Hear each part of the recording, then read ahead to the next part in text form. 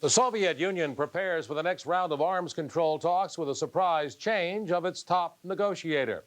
A chilling drama in England where a traffic accident leads to a nuclear scare.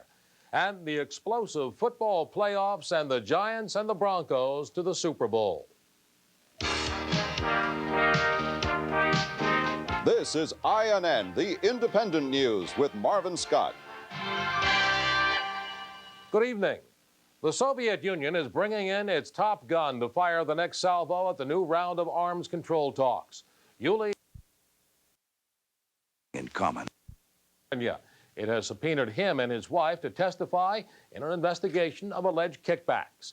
According to the Washington Post, the grand jury is looking into kickbacks of more than $100 million in U.S. financed military sales to the Philippines during the 20 years Marcos was in power.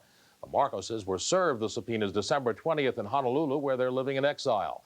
An unidentified aide to Marcos told the United Press the Marcoses will appear before the grand jury, but that aide denied the reports that the former Philippines president had any part at all in alleged kickbacks involving U.S. aid. And still ahead tonight on the Independent News, sidestepping side effects. A new drug offers hope for people who suffer side effects of kidney dialysis. I'm not a doctor, but I play one on TV. And if your child had a cough, she'd get just what the doctor...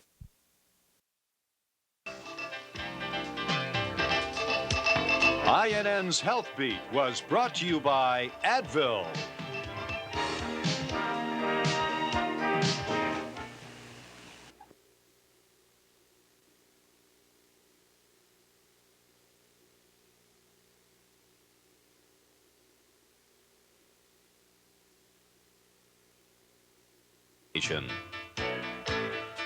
This indeed was a big day for football fans. Both the NFC and the AFC held their championship games.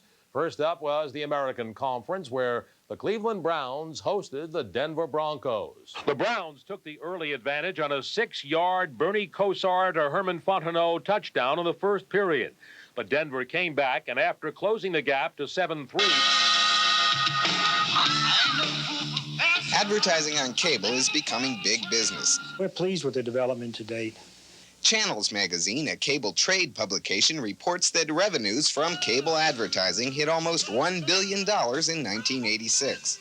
We're projecting cable to continue to grow in terms of advertising dollars. We think that by 1990, cable will be a $2 billion advertising medium, and we're projecting $4 billion by 1995.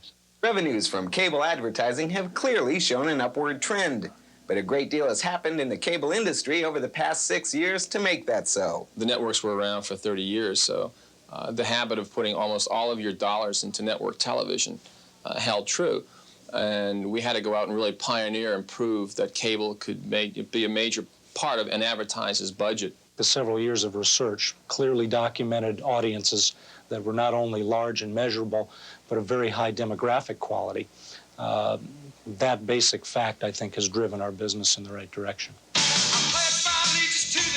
Advertisers see advantages by selling through cable. One thing that we're able to do on cable better than we're able to do on the broader networks is target a specific commercial at a specific audience. Even though cable operators charge less for commercial airtime than the broadcast networks, industry insiders expect the profit trend to continue as programming services improve. For its Mayor CNN, New York. So you want your very own old-fashioned warplane. Well, the Navy thinks you should go jump in a lake, literally. Roger Gadley reports. California. The Giants and Broncos will take 2 weeks off before heading to the Super Bowl on January 25th. Well, many people would do anything to avoid the commercials, switch channels, turn the sound down, even leave the room. But there are some TV commercials that are simply too good to miss. Clips of film that can make you laugh or cry, sing along in only 30 seconds. Remy Blumenfeld reports on the world's wackiest and most wonderful commercials.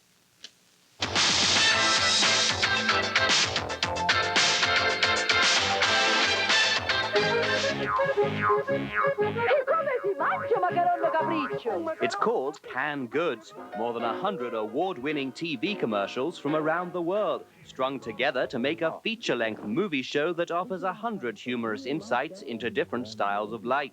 There are commercials for drinks that look like soap operas. Oh, a fusion of superb Italian wines and aromatic herbs. One of our most refined European customs. Oh! And commercials for drinks that really make you sit up. Känner du för mer? Mer? Ja, mer är det enda man kan dricka när man har kört så hårt som du. There are car commercials. And then there are car commercials that don't look much like car commercials.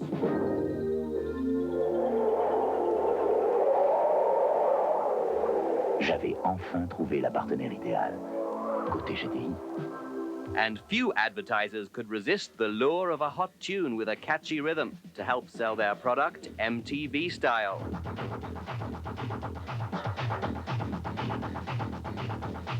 Of course, the lyrics didn't always fit, so they were changed, like this somewhat familiar song used by Caledonian Airlines. Latin stewardesses really make you feel all right.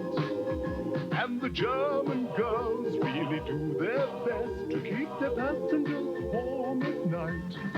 And if you're wondering just who would want to pay to see TV commercials in a movie theater, Canned Goods has already broken box office records in Chicago, Los Angeles, and Philadelphia. And the mini masterpieces are expected to bring big lines when Canned Goods opens at the Film Forum in Manhattan next week. I wish they all could be Caledonian. For the Independent News, I'm Remy Blumenfeld.